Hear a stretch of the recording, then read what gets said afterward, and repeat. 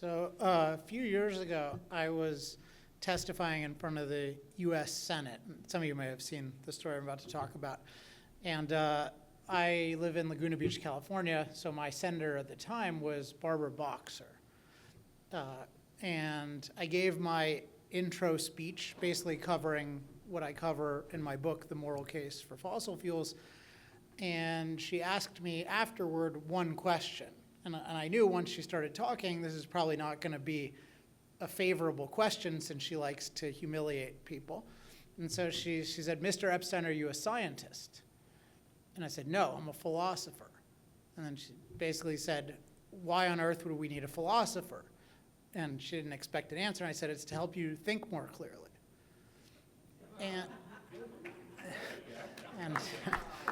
And I really meant that at the time. I mean, it just occurred to me. I didn't plan to say that. And so my background is as a philosopher. I came to energy and to the moral case for fossil fuels, not at all from someone who had any background in the industry, but as somebody who's really obsessed with how do we think really logically about things. And philosophy is all about how do we think logically about two big questions: what is true and what is good. And while this audience is probably a lot more favorable to me than Barbara Boxer to begin with, I want to try to convince you that philosophy is not only relevant to understanding what's true about energy, but also to communicating effectively. And in advance, I had Ian send out an email, and many of you responded in terms of, okay, what are the biggest challenges that you face? And I saw a common thread when I looked at the answers. And it made a lot of sense to me, particularly those of you who are in government. And the thread I got was that there are certain policies that you think of as necessary and good for voters and for the public. And it's often very hard to persuade people that those are good, particularly if they involve anything that's not negative toward oil and gas. So some issues that came up were low taxes on oil and gas, pipeline capacity, markets for ethane production, development of downstream markets, efficient permitting processes, but all sorts of things where you believe, and I believe, that there are really positive, good things that government can do to make it possible for these things to go forward, but where there's often not a lot of public sympathy. And even if there is sympathy in your state, it's very easy for people from other states to come in. And in general, there's a cultural narrative that the policies you're in favor of aren't good. And so what I want to do today is I want to cover what I think are three of the biggest causes of this difficulty, three of the biggest obstacles that anyone who's at all pro-oil and gas faces. And then I want to talk about my approach to dealing with them. And this is an approach that I've used kind of everywhere you can imagine, not just in positive groups, but even speaking in places like Google, Harvard, Stanford, with audiences who are not expecting to agree with me at all, but able to make a lot of headway with those audiences. And I think the reason is because I've thought a lot about the obstacles that we face, and I've thought a lot about how to overcome them, and I think that actually philosophy has a lot to do with it. So I want to give you the three obstacles, and then I'm going to break down each one and give you how I would approach it, how I do approach it. So one is that people that you're talking to have often been taught that fossil fuels are immoral. I think this is the biggest one. People believe that fossil fuels are immoral. Number two is that people have been taught that it's okay to be biased against oil and gas. So, and we'll go into that in more depth, but people think it's basically totally okay to be biased as long as you're against fossil fuels and for quote-unquote green energy. And then the third thing, and this follows from the first two, is that people have been taught to be suspicious of anyone's motives who supports oil and gas development. So particularly if you're in government, or if you're in industry for that matter, if you support oil and gas development, there's a suspicion that there's something wrong. So let's go into each of these and tell you how I think about it and then how I try to address it.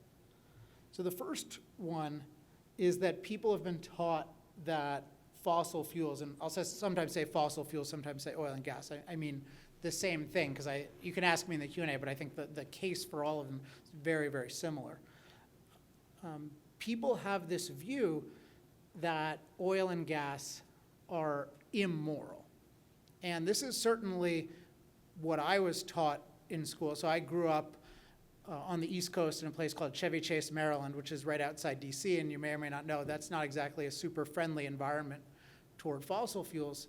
And then I went to a school at Duke University, and that was not a friendly environment either. So I didn't hear anything positive about fossil fuels for much of my life. And even if you are in a place that's more positive about fossil fuels, like Dallas or Houston or Kentucky, the school systems there and the media system, and school systems and media system are the two biggest communication channels in a society, unless you include parents. But even then, they can sometimes overwhelm parents. So you have those two channels telling everyone in the country that fossil fuels are really, really bad, that it's wrong to use fossil fuels.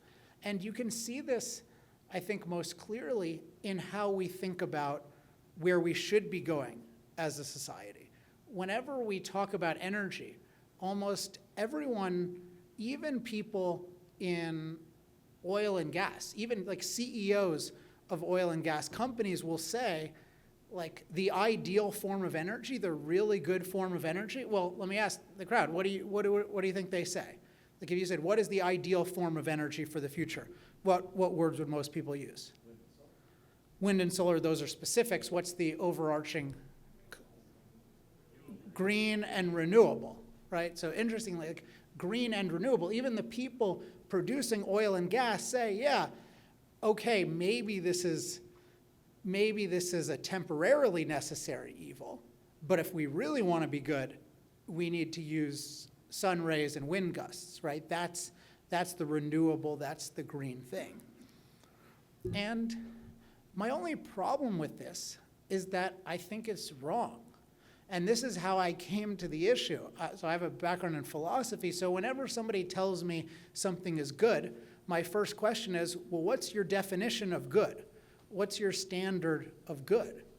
And people say, okay, well, the ideal is green energy, and that sounds good. Like, oh, well, of course we want green energy, or of course we want renewable energy. Renewable basically just means green. It means, what is green means minimal impact or unchanged nature. And renewable, notice the renewable people are mostly anti-hydro. What they're trying to get at is we want a natural form of energy. We want to use the sun, we want to use the wind. Now, I'm not against using those, but I think we should really question, is that the ideal? And when I was 18 years old, I learned a point about the green movement that stuck with me ever since and really made me hate the green movement. I mean that, I use that word literally, because I don't think the green movement has anything to do with having a good environment. And I read some philosophers who made the point, who basically asked the question, what does green mean? What does it actually mean? So if it means minimal impact or unchanged nature, well, they said, think about what that means in practice. So here are some examples I've thought of over the years. If we had wanted to be as green as possible, should we have taken a patch of dirt and trees in the Northeast United States and turned it into New York City? Like, if the Sierra Club and Greenpeace had been around back in the day, centuries ago, and they were deciding, do we build a city or not, would they have given it a thumbs up or thumbs down? Thumbs down. Okay, so if we value cities, there's something really off, and you can't really combat the logic of it. I mean, they're saying minimal impact. I mean, today we talk about, hotels brag about being minimal impact, but the real minimal impact policy with hotels is don't build hotels, don't build cities. Now, what about, say, having a child? Like, if you want to be green, if you want to minimize your impact, should you self-replicate one or more times? Thumbs up or thumbs down if the Sierra Club can be with you and you're deciding to conceive or not. Well, they actually tell young women that if you're considering having a child, you should know that your carbon legacy is going to increase by a factor of 6.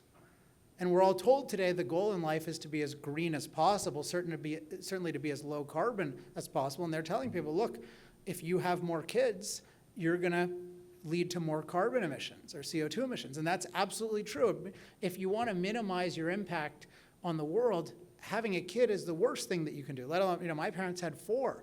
That's a huge green sin. It'd be much better to just live out of running Hummer all the time than to keep replicating more of you. Now, third example is, which is a greener country, North Korea or South Korea? Have you ever seen the maps at night where you have like North Korea's just Kim's light is on, and that's it. And then South Korea, it's just full of quote unquote light pollution, right? So North Korea is one of the greenest nations on earth. They've done an amazing job at having almost no impact on nature, no impact on their environment. Is that a good thing? And you might think, well, we need, Alex, you're just being too extreme. We need to be green, but we can't be too green, but we need to care about our environment. And so let me ask, okay, North Korea is the greenest country in the world. Does North Korea have a good environment? Like, does North Korea, if you compare North Korea to South Korea, which has a better environment in terms of sanitation, clean air, clean water? Where would you rather live? South Korea. So the green country doesn't even have good environmental quality. So philosophically, there's something really, really wrong with us saying the ideal is to be green, to be natural, when that ideal in practice leads to human devastation. And the reason this is wrong is because the policy of being green, of minimizing impact, is incompatible with the requirements of human life. Because human life and human flourishing, which I think is the most important thing, that human beings live to their fullest potential, requires that we massively transform our environment. Right? Human beings do not flourish by leaving no footprint. We flourish by making a really big footprint. We just want to do it really intelligently. And so I think that we need to, anyone who's trying to define anything good as green, including the best energy as green, that's the wrong conception of it. In philosophy, this is the issue of what's your standard of good? How do you measure good? And I say we should stop measuring good by how green things are and start measuring it by how pro-human they are. And the term I use the most is human flourishing. So what contributes the most to human flourishing? So in energy, if we're thinking about energy from a human flourishing perspective, stop talking about green energy as the ideal. The ideal is the best energy or superior energy. And in energy, the things that make energy good for human life are abundant, affordable, reliable, safe. That's what it means to be a good source of energy, to be abundant, affordable, reliable, and safe. It doesn't mean to be natural. It doesn't mean to come from the sun or the wind. We shouldn't care about that. We should care about how good is it for human life. And the way it's framed now, first of all, is wrong. So talking about things as green as ideal is wrong, and it leads naturally to a huge amount of prejudice against anything resembling fossil fuels, because people, I'm fixed at this mic, so I'm just going to have to explain to you if I could walk around. But essentially, if you think of every debate, it has like a moral framework of it, and you can think of it as 100 over there is 100 is over there. That's like the good, the highest good, and negative 100 is the lowest evil. And in every discussion, there's a framework that says, are we moving toward good, or are we moving toward evil? And the way we've defined good right now is green, and the way we've defined evil is more fossil fuels. Well, if we've defined the whole debate that way, how could anyone who's supporting any pro-fossil fuel policy possibly have any success? Because the whole thing is framed against you. So if you work in industry in particular, just for the survival of your companies, it's crazy to accept this. But more importantly than it being crazy in terms of it's not persuasive, the more important thing is it's wrong. It's wrong to define good as green and bad as more fossil fuels. Good means human flourishing. And so logically, the best policies are the ones that advance human flourishing the most. And we should be absolutely open to the possibility that those include using fossil fuels, because it's very possible that the benefits of using fossil fuels far outweigh the risks. And that's the framework I went into the moral case for fossil fuels with, and that's how I came to that conclusion. But the first thing is, so the first big point today is there's this massive bias against anything fossil fuels. And the way to combat that is to reframe the discussion, to change our standard of good from being green to being pro-human, which in energy means the best energy, affordable, abundant, reliable, safe.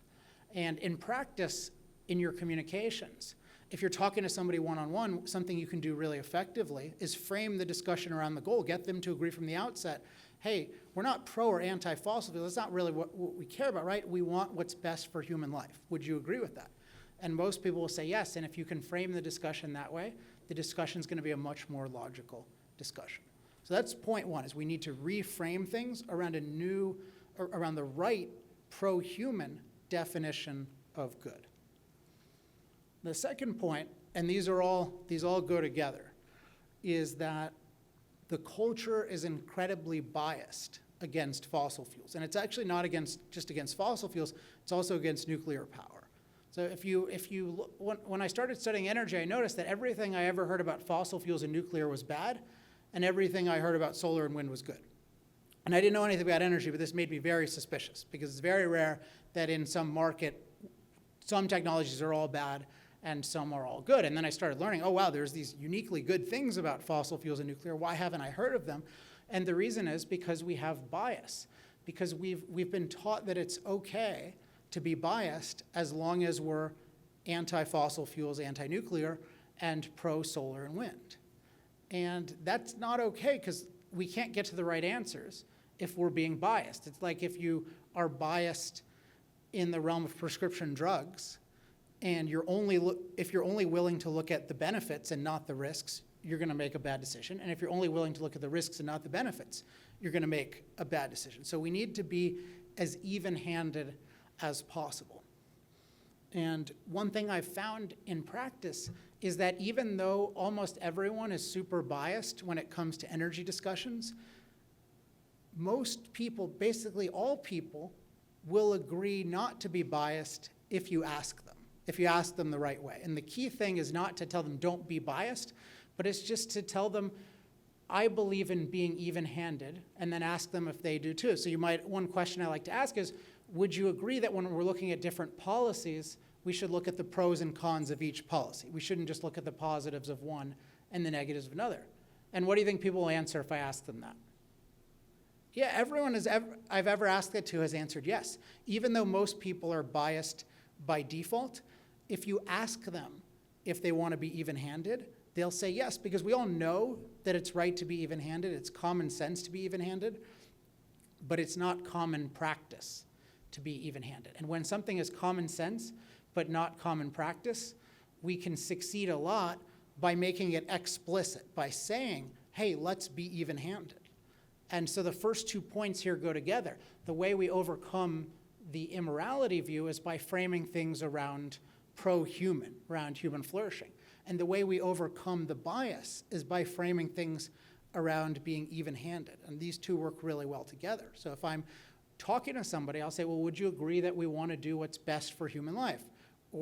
And would you agree that to do what's best for human life, we need to look as fairly as possible at all the different alternatives?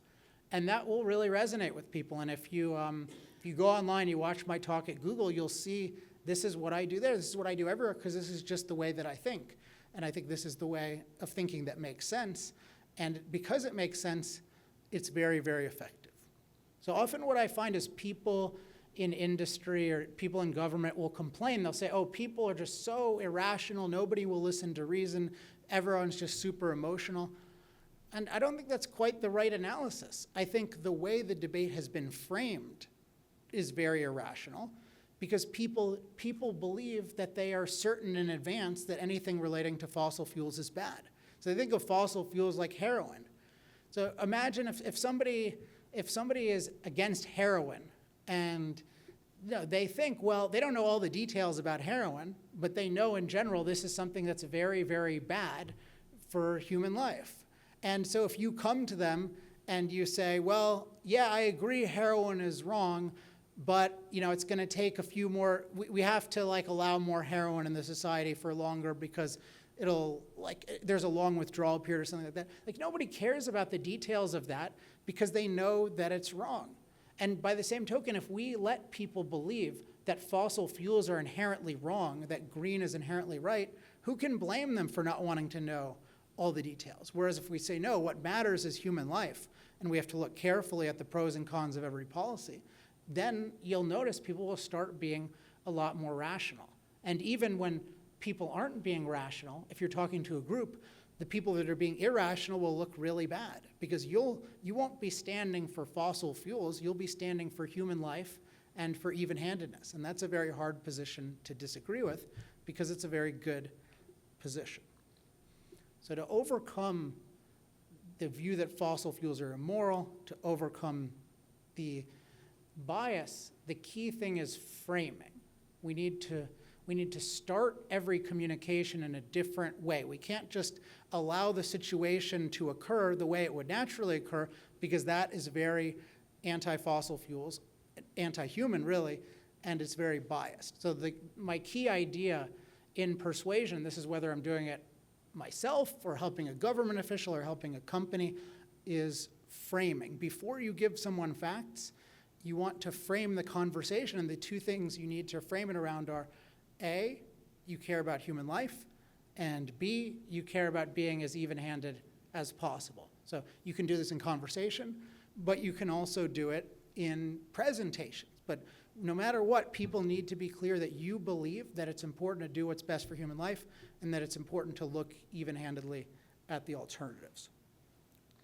Now, a third challenge I mentioned is that people have been taught to be suspicious of anyone's motives who's at all supportive of oil and gas. And given that we've got this immorality premise, this green premise, and this bias, this should be no surprise, because it's like people think in advance you're an apologist for heroin. So if you're an apologist for heroin, they're going to think, oh, something must be corrupting you. But imagine if you make it clear, no, I'm not an apologist for anything. I just really think this is the policy that's best for you and for other people, and here's how I think about it. You come across completely differently. And a tip that I'd give you, in addition to what I've said so far on how to come across, is one really effective way to frame a conversation or frame communication and to explain something is to use what I call opinion stories. Opinion stories. And this is a device that I've really worked on for the past several years, and it works really, really well. The idea of an opinion story is, instead of declaring your opinion, so saying, this is definitely right, I know, tell them the story of how you came to your opinion. So I first noticed this when I was telling people some of you might know this book. My favorite book is Atlas Shrugged by Ayn Rand. And I used to tell people, oh, this is the greatest book, you have to read it. And everyone, I found out people, when you declare things to them, they have a lot of resistance. But when I would tell them, oh, I read this when I was 18 and I found it really inspiring. And I don't tell them they have to agree with it, but I just tell them, hey, this is how I thought about it, this is how I experienced it. Then people got interested. And I noticed it's the same thing with fossil fuels. If I declare to people, hey, we should be using more fossil fuels and the green movement is anti-human, if I just declare that from the outset, they're not going to take it very well, they'll resist. But if I just explain how I came to the view and I say, look, I really wanted to figure out what's best for human life, and I really wanted to look as fairly as possible at the different alternatives. And when I did that, I was surprised to find out that I thought things like oil and gas are actually on balance really good, and that with the proper government oversight, we should be doing more of them, not less of them. Now, when I explain it to people that way, they actually get intrigued. And the reason is because A, I have a framework that makes sense, and then B, I'm telling them my framework and my analysis as my own story. I'm not telling them they have to agree with it, but I'm sharing it with them in a way that is very relatable to them. And once they hear how I think about it, or how you think about it, they might think, yeah, I could see myself doing that as well. I could see myself thinking that way as well. So the three big obstacles I've talked about, just to recap, are people, when you're talking about these issues, you're handicapped from the outset because people think that anything having to do with fossil fuels is immoral. People are totally okay, or at least they're inclined to be very, very biased, and they're inclined to be very suspicious. But if you can reframe it around pro-human, you can reframe it around even-handedness, and you can use opinion stories, in my experience, you can be very, very effective. So I wanted to give you today just that high-level overview, but I think hopefully on a level that you can go use it. But this is, in my experience, the most effective thing I've seen with communication and persuasion on these issues is to really focus on the framework of it, like framework first, then facts. If you allow the dominant framework, if you allow people's pre-existing framework to frame everything and you don't challenge that, it's just going to be chaos. It's going to be probably what you experience all the time, because people are going to be coming at you and they're going to be righteous and they're not going to listen to you because they're going to think, oh, you're basically just the heroin industry. And I don't have to listen to you because I know that I'm right and I know that green energy is right and I don't really have to care if fossil fuels have any benefit. But if you're able to reframe it, it's a totally different game, and you have your best possible chance in connecting with the people in a real way. Now, so hopefully that's helpful just by itself. Now, fortunately, over the years, I've been talking about this for 4 or 5 years now in terms of the persuasion piece of it. We have a lot of stuff that we've created at my company, the Center for Industrial Progress, that's available free online. And with that in mind, I want to draw your attention to there are cards that you should have. Everyone see those little cards? It just says Get Alex Epstein's Resources. If anyone's watching online, you just email me at alex@alexepstein.com and put resources in the subject. And so if you can put your email there, then I can send you a whole bunch of things to elaborate on these topics, including giving you a lot of examples of how to do it in practice, and also giving you a lot of specific resources, like even videos that have millions of views, where the issue is properly framed and it may be way, way more effective. So if you can sign up there, then I think I can empower you that much more. One more thing, I know you come from a lot of different environments, but I'm definitely interested in helping both companies and government officials with these kinds of things. In the case of government officials, it's something that I and my company do for free to avoid any kind of problematic things there, but we're happy to help as much as we possibly can. So if there are specific issues that you think I can help with, or if there's an audience, a really high-level audience you think I can address, there's a box on the card that you can check if you're interested in any kind of advice or speaking, or if you have any ideas about other organizations that could benefit from this. If you would write those in the blanks on the bottom of the card, that would be really helpful in terms of getting this message out. So just to recap again, the key problem that we're facing in terms of communicating with people, and that really means in terms of getting policies passed that are going to be really good for people, is that we've got a discussion where people have this wrong view that the goal is to be green and that therefore fossil fuels are immoral. They've got this very deep-seated bias, and they've got this suspicion. And so again, the key is if we can reframe it around the idea of human flourishing and even-handedness, and if we can express our framework and our analysis in terms of opinion stories, we can win a lot more people over. So I hope that's useful. Thank you for having me, and if we have time for questions, I'd be happy to answer them.